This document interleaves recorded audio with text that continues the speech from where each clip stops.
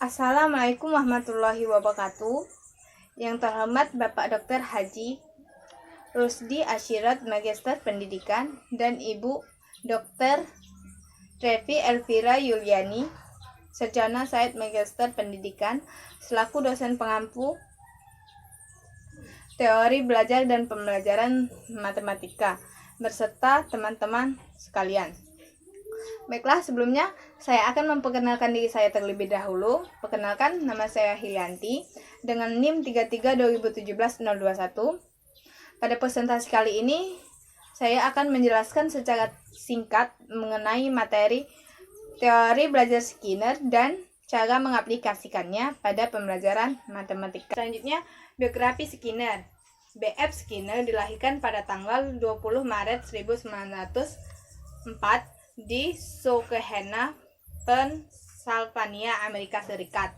Ayahnya adalah seorang pengacara yang menjadi general counsel di sebuah perusahaan batubara, dan ibunya adalah seorang ibu rumah tangga yang sangat cerdas.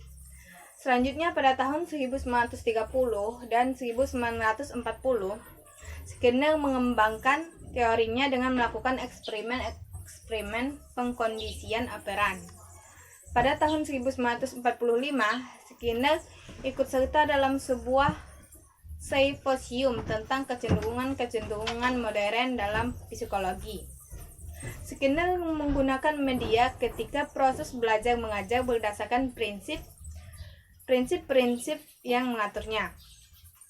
Presentasi tersebut dipublikasikan dalam Harvard Education Review pada tahun 1954 dan mendapatkannya Skinner sebagai pencipta teknologi pendidikan. Selanjutnya, teori belajar Skinner. Skinner menganggap reward dan requirement merupakan faktor penting dalam belajar. Skinner berpendapat bahwa tujuan psikologis adalah meramal, mengkontrol tingkah laku.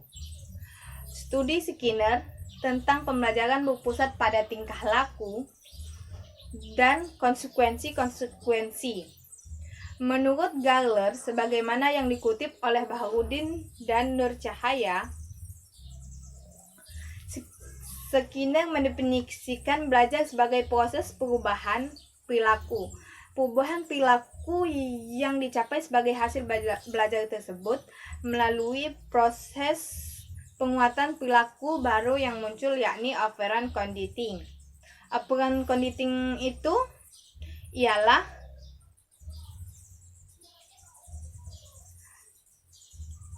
suatu operan yang dapat mengakibatkan perilaku tersebut terulang kembali atau menghilang sesuai dengan keinginan. Nah, selanjutnya, dari eksperimen yang dilakukan B.F. Skinner terhadap tikus dan terhadap burung merpati menghasilkan dua hukum belajar, yaitu yang pertama, law of operant conditioning, dan yang kedua, law of operant extinction. Law of operant conditioning itu, jika timbulnya perilaku diiringi dengan stimulus penguat, maka penguat perilaku tersebut akan meningkat. Dan yang kedua itu law of operant extinction. Itu jika timbulnya perilaku operan telah diperkuat melalui proses conditioning itu tidak diiringi stimulus penguat, maka kekuatan perilaku tersebut akan menurun bahkan musnah.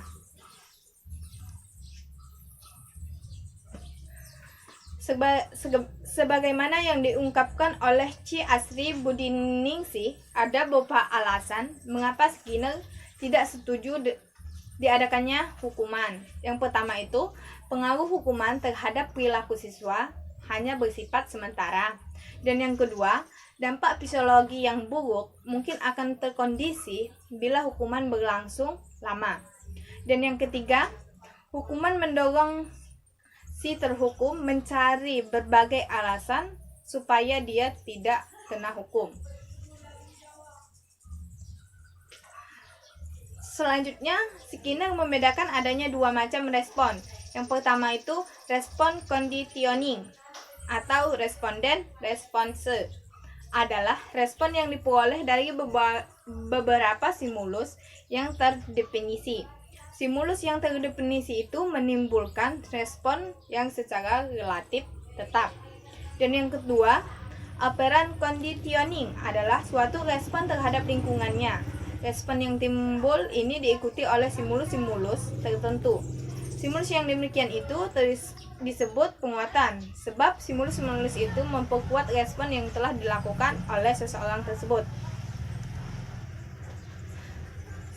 Selanjutnya, teori Skinner menyatakan penguatan terdiri atas penguatan positif dan penguatan negatif. Penguatan itu dapat dikatakan sebagai penguatan positif jika penguatan tersebut seiring dengan meningkatnya perilaku siswa dalam melakukan pengulangan perilakunya itu. Dan penguatan negatif itu ialah bentuk stimulus yang lahir akibat respon siswa yang kurang atau tidak diharapkan.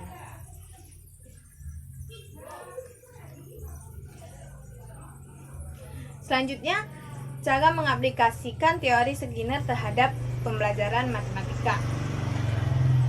Yang pertama itu, materi matematika yang akan kita ajarkan kepada siswa harus terlebih dahulu dianalisis sampai unit-unit secara organis. Yang kedua itu, hasil belajar matematika harus segera kita beritahukan kepada siswa. Jika benar,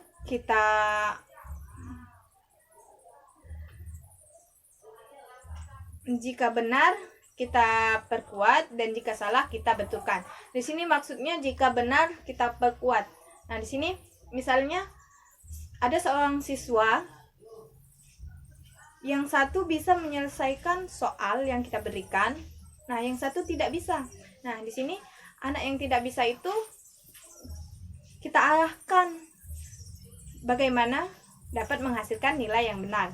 Dan anak yang sudah benar mengerjakan soal itu, kita seperti memberi jempol, memberi hadiah.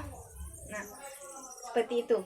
Yang ketiga itu, proses belajar matematika harus mengikuti irama dari yang belajar.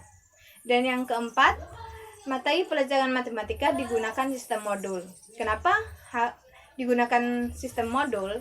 Karena dengan adanya sistem modul itu, pembelajaran atau materi yang kita sampaikan kepada siswa akan terarah. Nah, mungkin itu saja presentasi dari saya. Apabila ada salah kata, saya mohon maaf. Kepada Allah saya mohon ampun. Saya akhiri, wabillahi taufiq wal hidayah. Wassalamualaikum warahmatullahi wabarakatuh.